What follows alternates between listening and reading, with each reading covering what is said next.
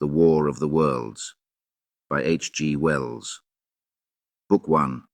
The Coming of the Martians. Chapter 16. The Exodus from London.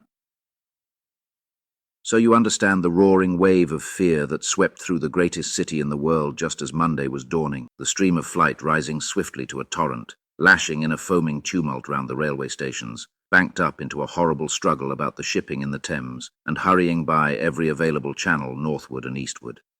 By 10 o'clock the police organisation, and by midday even the railway organisations, were losing coherency, losing shape and efficiency, guttering, softening, running at last in that swift liquefaction of the social body. All the railway lines north of the Thames and the southeastern people at Cannon Street had been warned by midnight on Sunday, and trains were being filled.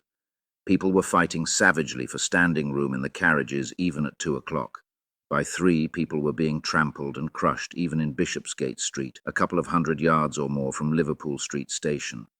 Revolvers were fired, people stabbed, and the policemen who had been sent to direct the traffic, exhausted and infuriated, were breaking the heads of the people they were called out to protect. And as the day advanced and the engine drivers and stokers refused to return to London, the pressure of the flight drove the people in an ever-thickening multitude away from the stations and along the northward running roads. By midday a Martian had been seen at Barnes, and a cloud of slowly sinking black vapour drove along the Thames and across the flats of Lambeth, cutting off all escape over the bridges in its sluggish advance. Another bank drove over Ealing and surrounded a little island of survivors on Castle Hill, alive but unable to escape. After a fruitless struggle to get aboard a northwestern train at Chalk Farm, the engines of the trains that had loaded in the goods yard there ploughed through shrieking people, and a dozen stalwart men fought to keep the crowd from crushing the driver against his furnace. My brother emerged upon the Chalk Farm road, dodged across through a hurrying swarm of vehicles, and had the luck to be foremost in the sack of a cycle shop. The front tire of the machine he got was punctured in dragging it through the window, but he got up and off, notwithstanding, with no further injury than a cut wrist. The steep foot of Haverstock Hill was impassable owing to several overturned horses, and my brother struck into Belsize Road. So he got out of the fury of the panic, and skirting the Edgware Road, reached Edgware about 7, fasting and wearied, but well ahead of the crowd. Along the road people were standing in the roadway, curious, wondering. He was passed by a number of cyclists, some horsemen, and 2 motor cars. A mile from Edgware the rim of the wheel broke, and the machine became unrideable. He left it by the roadside and trudged through the village. There were shops half opened in the main street of the place, and people crowded on the pavement and in the doorways and windows, staring astonished at this extraordinary procession of fugitives that was beginning. He succeeded in getting some food at an inn. For a time he remained in Edgware, not knowing what next to do. The flying people increased in number. Many of them, like my brother, seemed inclined to loiter in the place. There was no fresh news of the invaders from Mars. At that time the road was crowded, but as yet far from congested. Most of the fugitives at that hour were mounted on cycles, but there were soon motor cars, hansom cabs, and carriages hurrying along, and the dust hung in heavy clouds along the road to St. Albans. It was perhaps a vague idea of making his way to Chelmsford, where some friends of his lived, that at last induced my brother to strike into a quiet lane running eastward. Presently he came upon a stile, and crossing it, followed a footpath northeastward. He passed near several farmhouses and some little places whose names he did not learn. He saw few fugitives until, in a grass lane towards High Barnet, he happened upon 2 ladies who became his fellow travellers. He came upon them just in time to save them. He heard their screams and, hurrying round the corner, saw a couple of men struggling to drag them out of the little pony chaise in which they had been driving, while a third with difficulty held the frightened pony's head. One of the ladies, a short woman dressed in white, was simply screaming. The other, a dark, slender figure, slashed at the man who gripped her arm with a whip she held in her disengaged hand. My brother immediately grasped the situation, shouted, and hurried towards the struggle. One of the men desisted and turned towards him, and my brother, realizing from his antagonist's face that a fight was unavoidable, and being an expert boxer, went into him forthwith and sent him down against the wheel of the chaise. It was no time for pugilistic chivalry, and my brother laid him quiet with a kick and gripped the collar of the man who pulled at the slender lady's arm. He heard the clatter of hooves. The whip stung across his face. A third antagonist struck him between the eyes, and the man he held wrenched himself free and made off down the lane in the direction from which he had come.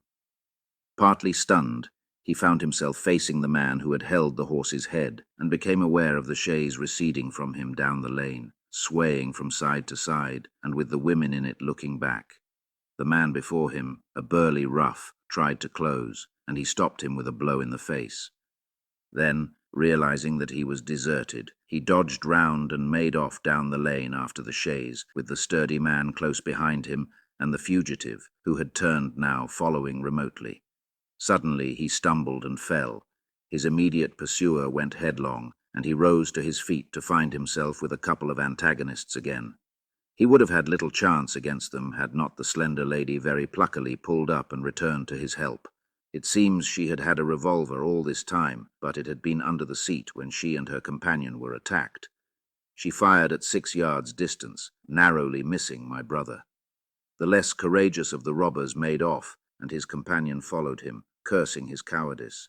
They both stopped in sight down the lane, where the third man lay insensible. "Take this," said the slender lady, and she gave my brother her revolver. "Go back to the chaise," said my brother, wiping the blood from his split lip. She turned without a word. They were both panting, and they went back to where the lady in white struggled to hold back the frightened pony. The robbers had evidently had enough of it. When my brother looked again, they were retreating. "I'll sit here," said my brother, "if I may," and he got upon the empty front seat. The lady looked over her shoulder. "Give me the reins," she said, and laid the whip along the pony's side.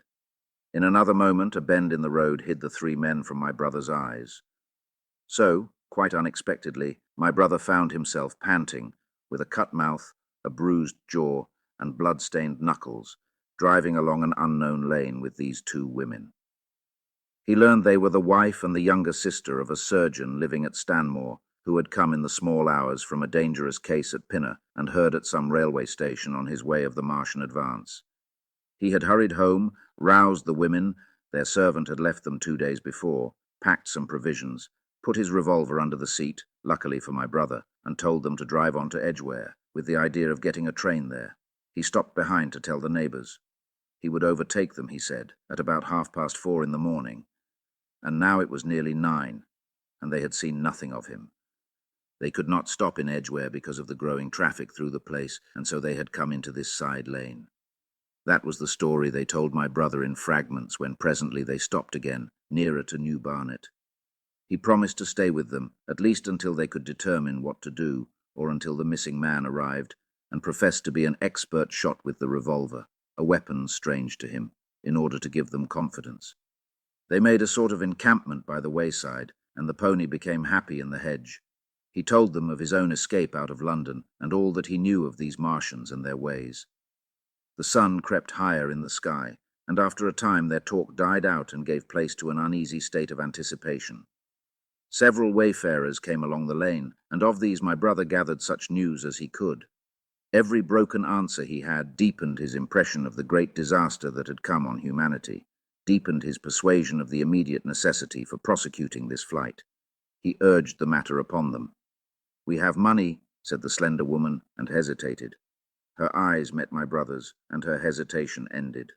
"So have I," said my brother. She explained that they had as much as £30 in gold, besides a £5 note, and suggested that with that they might get upon a train at St. Albans or New Barnet. My brother thought that was hopeless, seeing the fury of the Londoners to crowd upon the trains, and broached his own idea of striking across Essex towards Harwich, and thence escaping from the country altogether. Mrs. Elphinstone, that was the name of the woman in white, would listen to no reasoning, and kept calling upon George, but her sister-in-law was astonishingly quiet and deliberate, and at last agreed to my brother's suggestion. So, designing to cross the Great North Road, they went on towards Barnet, my brother leading the pony to save it as much as possible. As the sun crept up the sky, the day became excessively hot, and underfoot a thick, whitish sand grew burning and blinding, so that they travelled only very slowly. The hedges were grey with dust, and as they advanced towards Barnet, a tumultuous murmuring grew stronger. They began to meet more people. For the most part, these were staring before them, murmuring indistinct questions, jaded, haggard, unclean. One man in evening dress passed them on foot, his eyes on the ground. They heard his voice, and looking back at him, saw one hand clutched in his hair and the other beating invisible things. His paroxysm of rage over, he went on his way without once looking back. As my brother's party went on towards the crossroads to the south of Barnet, they saw a woman approaching the road across some fields on their left, carrying a child and with 2 other children, and then passed a man in dirty black, with a thick stick in one hand and a small portmanteau in the other. Then, round the corner of the lane, from between the villas that guarded it at its confluence with the high road, came a little cart, drawn by a sweating black pony and driven by a sallow youth in a bowler hat, grey with dust. There were 3 girls, East End factory girls, and a couple of little children crowded in the cart. "This'll take us round Edgware?" asked the driver, wild-eyed, white-faced, and when my brother told him it would if he turned to the left, he whipped up at once without the formality of thanks. My brother noticed a pale grey smoke or haze rising among the houses in front of them, and veiling the white facade of a terrace beyond the road that appeared between the backs of the villas. Mrs. Elphinstone suddenly cried out at a number of tongues of smoky red flame leaping up above the houses in front of them against the hot blue sky. The tumultuous noise resolved itself now into the disorderly mingling of many voices, the gride of many wheels, the creaking of wagons, and the staccato of hoofs. The lane came round sharply, not 50 yards from the crossroads. "Good heavens!" cried Mrs. Elphinstone. "What is this you are driving us into?" My brother stopped. For the main road was a boiling stream of people, a torrent of human beings rushing northward, one pressing on another.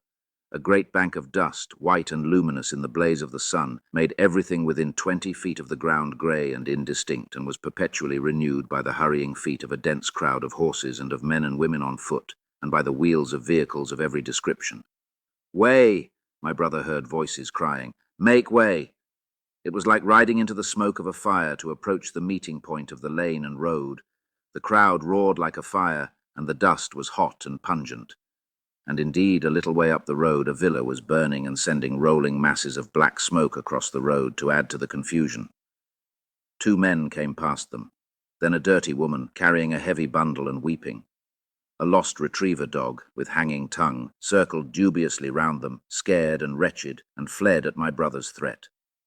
So much as they could see of the road Londonward between the houses to the right was a tumultuous stream of dirty, hurrying people, pent in between the villas on either side. The black heads, the crowded forms, grew into distinctness as they rushed towards the corner, hurried past, and merged their individuality again in a receding multitude that was swallowed up at last in a cloud of dust. "Go on! Go on!" cried the voices. "Way! Way!" One man's hands pressed on the back of another. My brother stood at the pony's head. Irresistibly attracted, he advanced slowly, pace by pace, down the lane. Edgware had been a scene of confusion, Chalk Farm a riotous tumult, but this was a whole population in movement. It is hard to imagine that host. It had no character of its own. The figures poured out past the corner and receded with their backs to the group in the lane. Along the margin came those who were on foot, threatened by the wheels, stumbling in the ditches, blundering into one another. The carts and carriages crowded close upon one another, making little way for those swifter and more impatient vehicles that darted forward every now and then, when an opportunity showed itself of doing so, sending the people scattering against the fences and gates of the villas. "Push on," was the cry. "Push on. They are coming." In one cart stood a blind man in the uniform of the Salvation Army, gesticulating with his crooked fingers and bawling, "Eternity! Eternity!" His voice was hoarse and very loud, so that my brother could hear him long after he was lost to sight in the dust. Some of the people who crowded in the carts whipped stupidly at their horses and quarrelled with other drivers. Some sat motionless, staring at nothing with miserable eyes. Some gnawed their hands with thirst, or lay prostrate in the bottoms of their conveyances. The horses' bits were covered with foam, their eyes bloodshot. There were cabs, carriages, shop cars, wagons, beyond counting, a mail cart, a road cleaner's cart marked Vestry of St. Pancras, a huge timber wagon crowded with roughs. A brewer's dray rumbled by with its two near wheels, splashed with fresh blood. "Clear the way," cried the voices. "Clear the way." "Eternity, eternity," came echoing down the road. There were sad, haggard women tramping by, well-dressed, with children that cried and stumbled, their dainty clothes smothered in dust, their weary faces smeared with tears. With many of these came men, sometimes helpful, sometimes lowering and savage. Fighting side by side with them pushed some weary street outcast in faded black rags, wide-eyed, loud-voiced and foul-mouthed. There were sturdy workmen thrusting their way along, wretched, unkempt men, clothed like clerks or shopmen, struggling spasmodically. A wounded soldier, my brother noticed. Men dressed in the clothes of railway porters. One wretched creature in a nightshirt with a coat thrown over it. But varied as its composition was, certain things all that host had in common. There were fear and pain on their faces, and fear behind them. A tumult up the road, a quarrel for a place in a wagon, sent the whole host of them quickening their pace. Even a man so scared and broken that his knees bent under him was galvanized for a moment into renewed activity. The heat and dust had already been at work upon this multitude. Their skins were dry, their lips black and cracked. They were all thirsty, weary, and footsore, and amid the various cries one heard disputes, reproaches, groans of weariness and fatigue. The voices of most of them were hoarse and weak. Through it all ran a refrain, "Way, way, the Martians are coming." Few stopped and came aside from that flood. The lane opened slantingly into the main road with a narrow opening, and had a delusive appearance of coming from the direction of London. Yet a kind of eddy of people drove into its mouth.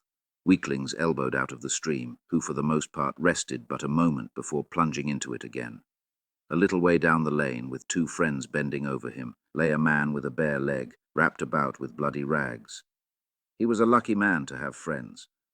A little old man with a grey military moustache and a filthy black frock coat limped out and sat down beside the trap, removed his boot, his sock was blood-stained, shook out a pebble, and hobbled on again.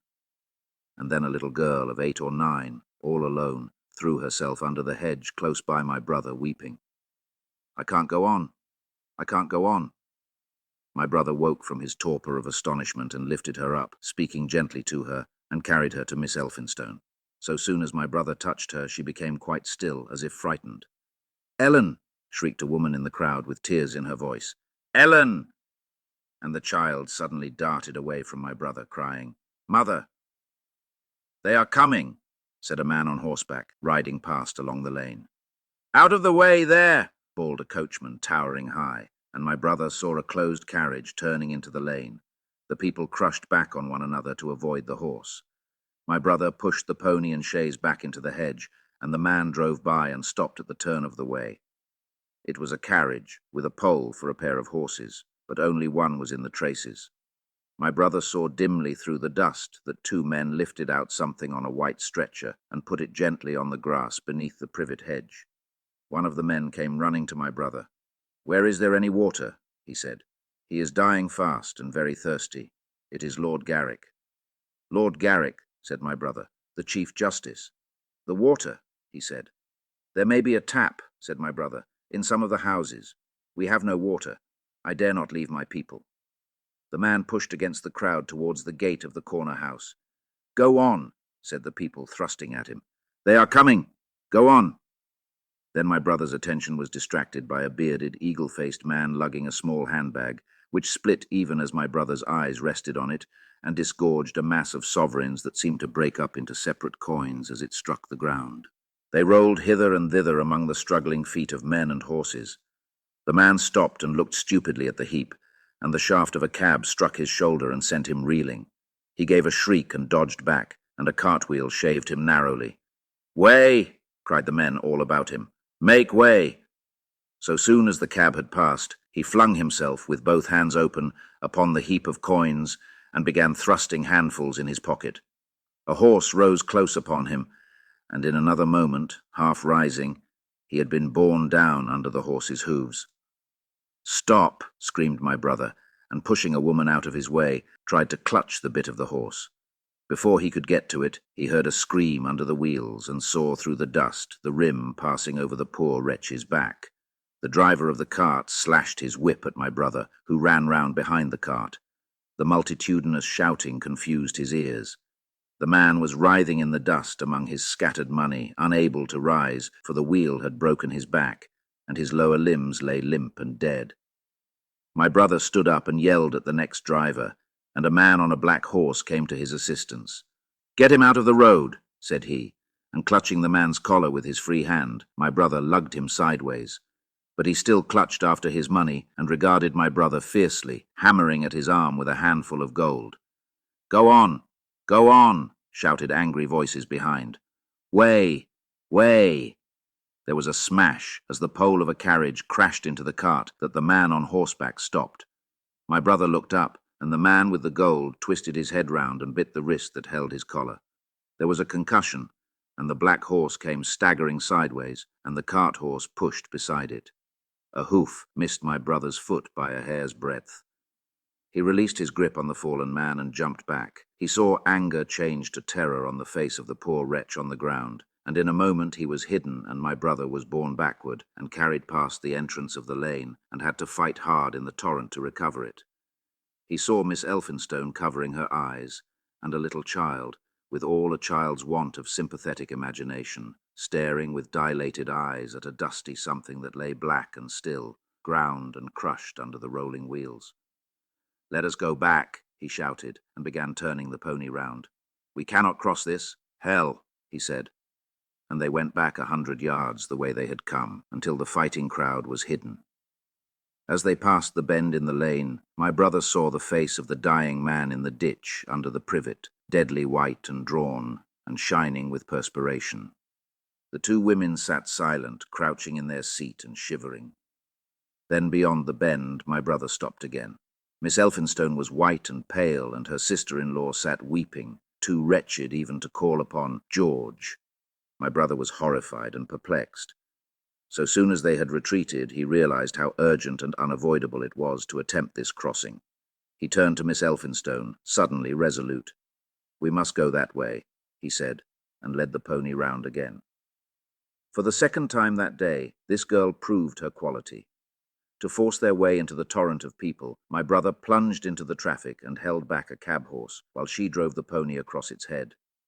A wagon locked wheels for a moment and ripped a long splinter from the chaise. In another moment they were caught and swept forward by the stream.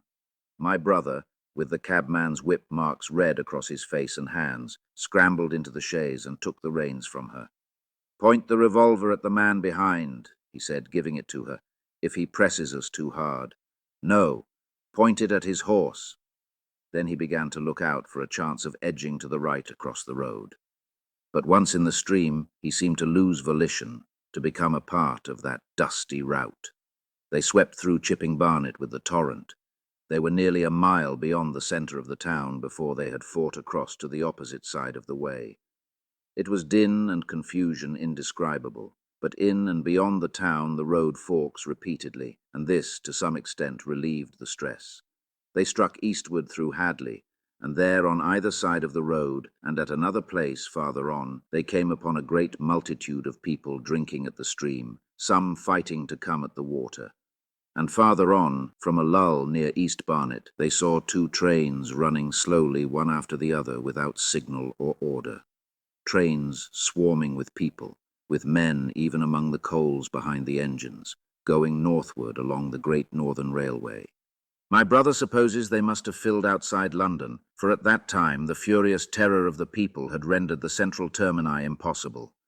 Near this place they halted for the rest of the afternoon, for the violence of the day had already utterly exhausted all three of them. They began to suffer the beginnings of hunger.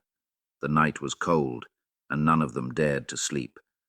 And in the evening many people came hurrying along the road nearby their stopping place, fleeing from unknown dangers before them, and going in the direction from which my brother had come.